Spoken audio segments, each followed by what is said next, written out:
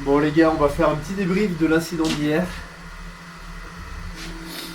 Parce que la plus importante des choses dans un crash, c'est de savoir ce qui s'est passé. On a des morceaux. Un morceau de tube. 2 morceaux de tube avec ça. Anti-couple. J'ai un morceau de biellette. Je peux pas parler toi. J'ai un morceau de biellette qui s'est fendu en deux mais qui n'est pas la cause du crash étant donné qu'elle est complètement solidaire. C'est une biellette en 3D que j'avais fabriquée avec Daniel. Donc ça peut pas être la cause du crash. Axe tordu, bien sûr, au niveau de l'anticouple.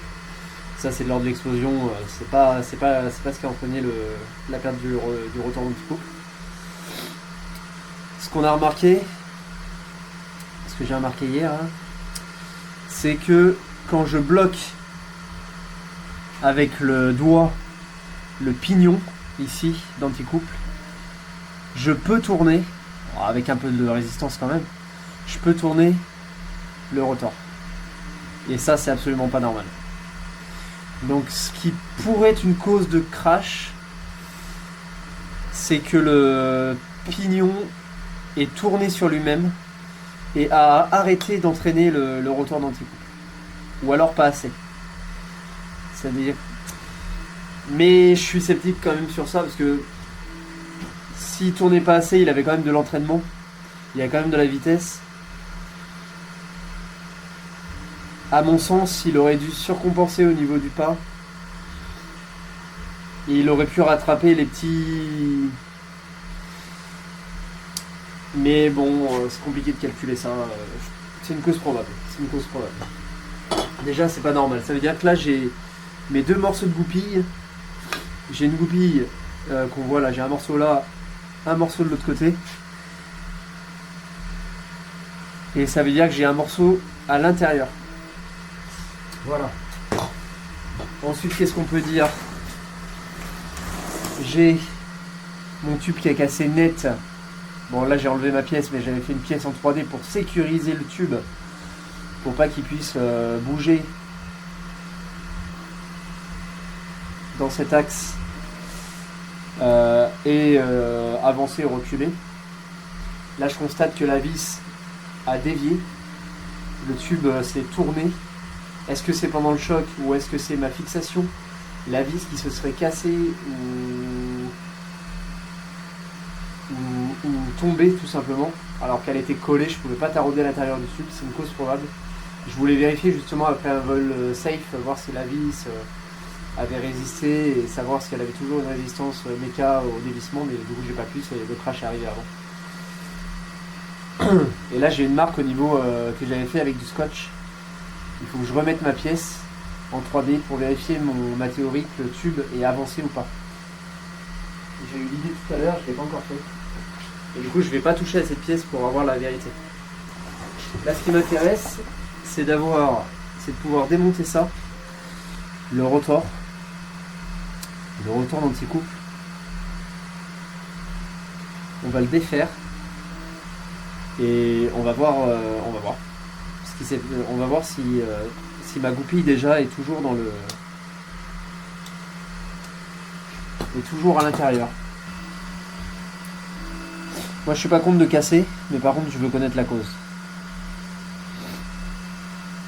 Sinon ça sert à rien et le problème pourrait se répéter. Là le souci c'est que on n'est pas sûr que le problème vienne d'un incident mécanique ou d'un incident électronique du contrôleur microbist. Parce qu'il ne faut pas oublier que j'ai quand même un contrôleur version 3, ancienne génération.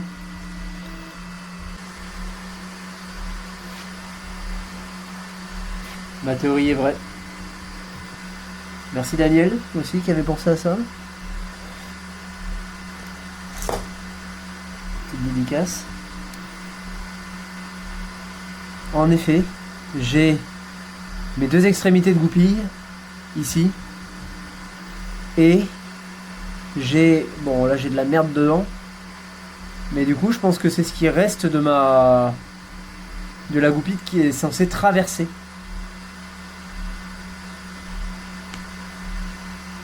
Faut que je regarde comment c'est fait. Là il faudrait une visseuse pour enlever la merde. Et un outil de dentiste. Tu as l'air très fragile.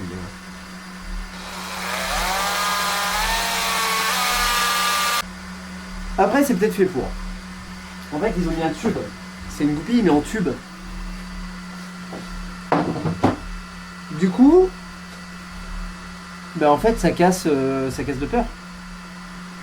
Mais du coup, est-ce que ça a cassé pendant le choc, à l'impact, qui a malheureusement pas été pris en vidéo? C'est dommage. Mais bon, c'est comme ça, c'est la vie.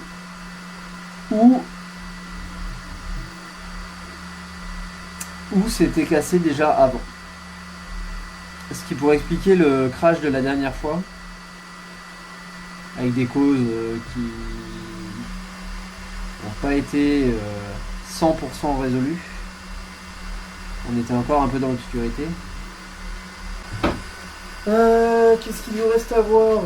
On a évidemment courroie a explosé. Cause.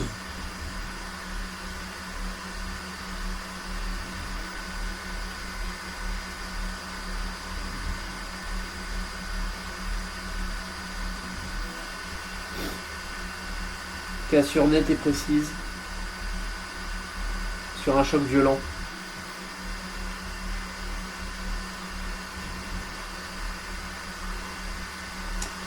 Je pense. Je pense pas que ça puisse venir d'une usure prématurée de la courroie. Ça, pour moi, ça a cassé à l'impact. Ce qui est étonnant, c'est que j'ai une personne, Hugo, qui me dit que pour lui, il est sûr, enfin après forcément je lui mets le doute, mais il est sûr que l'hélico a tourné vers la droite sur cet incident. Qui s'est transformé en accident. Mais le fait qu'il tourne vers la droite, c'est un incident. Il a tourné vers la droite, donc dans le sens horaire, alors que le rotor, lui, tourne également dans le sens horaire. Ce qui n'est pas compatible avec un défaut mécanique. Parce qu'il aurait dû partir vers la gauche, l'hélicoptère. Et on a analysé les vidéos du crash de la dernière fois. Enfin, du vol de la dernière fois, il n'y a pas eu de crash finalement. On a pu le rattraper. Et l'hélico s'était mis à tourner à gauche. Qui correspond à un problème mécanique. Mais là, c'est pas évident. Sachant que là, on voit bien que mon trou de vis est désaxé, ça veut dire que ça a bougé.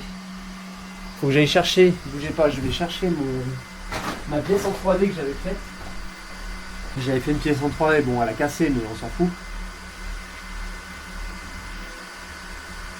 D'ailleurs fallait le faire. Celle-ci pour la péter, le choc était violent. C'est du PETG imprimé en plein.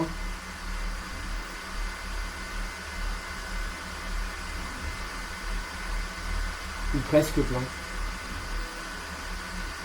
Je devais être à 80%, enfin bref. Presque plein. Ça a dû être sacrément violent. Malheureusement, je peux pas savoir si le tube s'est incliné. Mais par contre, je peux savoir, vu que j'avais fait un marquage, je peux savoir si le tube a avancé et a provoqué la détente de la courroie.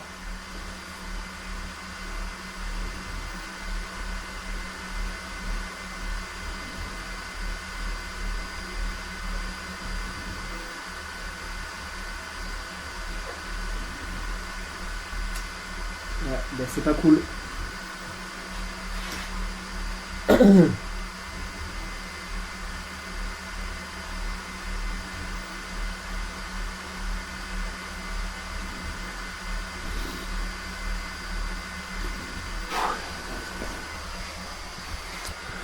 C'est pas cool du tout. Parce que là, vous voyez, j'avais coupé en fait mon tube. J'avais coupé le scotch à ras le tube avec un scalpel. Pour pas que le scotch se voie. mais en laissant le marquage. Parce que j'avais un léger... J'avais mis du scotch parce que j'avais un très léger jeu quand j'avais fait avec l'impression 3D. Un très léger jeu entre le tube et le rendu et la pièce au final une fois imprimée. Donc j'avais mis une petite surépaisseur, j'avais fait un tour de scotch fin avec, et du coup j'ai coupé à ras le scotch pour voilà. Et ça me servait aussi de repère. Sauf que là le truc c'est que quand la pièce elle est mise, bah là j'ai... Alors, entre le bout du scotch et tout, j'ai au moins ouais j'ai quoi, j'ai 6-7 mm qui dépassent. Donc on saura jamais si le tube a avancé pendant le vol parce qu'il peut pas reculer pendant le vol, c'est impossible. Sauf sur une casse-courroie. Même pas, enfin même pas. Je vois pas pourquoi il reculerait.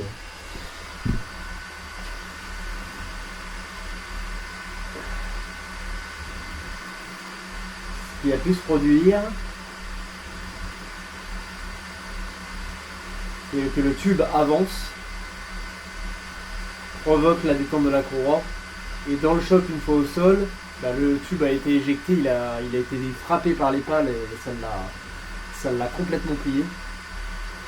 Il a été propulsé à 15 mètres, hein, 15-20 mètres de l'hélicoptère, hein, le tube. Donc c'est pareil. Hein.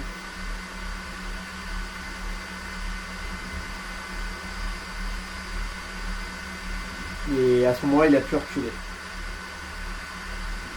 Et je vois que ça. Mais ça veut dire que j'ai quand même un défaut de fixation de ce tube sur cet hélicoptère-là. J'ai un défaut de fixation du tube.